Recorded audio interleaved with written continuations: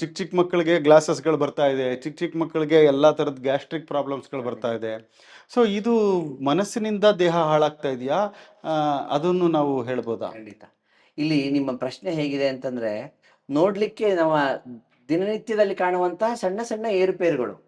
ಆದ್ರೆ ಅದ್ರ ಹಿಂದ್ಗಡೆ ಇದರ ಅಧ್ಯಯನಕ್ಕೆ, ಇದರ ಎಕ್ಸ್ಪ್ಲನೇಷನ್ನು ತುಂಬಾ ವಿಸ್ತಾರವಾಗಿರ್ತದೆ. ಹ್ಮ್ ವಿಶ್ವ ಆರೋಗ್ಯ ಸಂಸ್ಥೆ ಬಹಳ ಹಿಂದೆ ಮನಸ್ಸು ಮತ್ತೆ ದೇಹ ಎರಡು ಬೇರೆ ಬೇರೆ ಅಂತ ಹೇಳಿತ್ತು.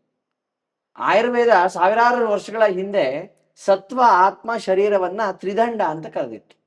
ಅಂದ್ರೆ ಮನಸ್ಸು, ಆತ್ಮ ಮತ್ತೆ ಶರೀರ, ಇದು ತ್ರಿದಂಡಗಳು ಅಂತ. ಹ್ಮ್ ಅವು ಮೂರು ಒಂದಕ್ಕೊಂದು ಪೂರಕ ಅಂತ.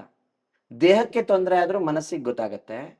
ನಮ್ಗೆ ಯಾವುದೋ ಒಂದು ಆತ್ಮೀಯರ ಹತ್ರ ನಾವೊಂದು ಸಣ್ಣ ಜಗಳ ಮಾಡಿದ್ರು ಕೂಡ ಅವತ್ ರಾತ್ರಿ ನಾವು ಊಟ ಮಾಡಲ್ಲ. ಅದು ದೇಹಕ್ಕೆ ಆಗಿರುವಂತಹ ಪರಿಣಾಮ. ಇದಕ್ಕೆ ಒಂದು ವೈಜ್ಞಾನಿಕವಾದ ಹಿನ್ನೆಲೆಯನ್ನ ನಾವು ಆಲೋಚನೆ ಮಾಡಿದ್ರೆ ಆಯುರ್ವೇದದಲ್ಲಿ ಸಿಗತ್ತೆ. ಅದನ್ನ ಯೋಚನೆ ಮಾಡಿದ್ರೆ ಅದಕ್ಕೂ ಚಿಕಿತ್ಸೆನೂ ಕೂಡ ಸಿಗತ್ತೆ. ಹೀಗೆ ದೈನಂದಿನ ವ್ಯವಹಾರದಲ್ಲಿ ಆಯುರ್ವೇದದ ಮಾನಸ ರೋಗ ಅಡಕವಾಗಿದೆ. ಅದನ್ನ ನಾವು ಅರ್ಥ ಮಾಡ್ಕೊಳ್ತಾ ಇಲ್ಲ.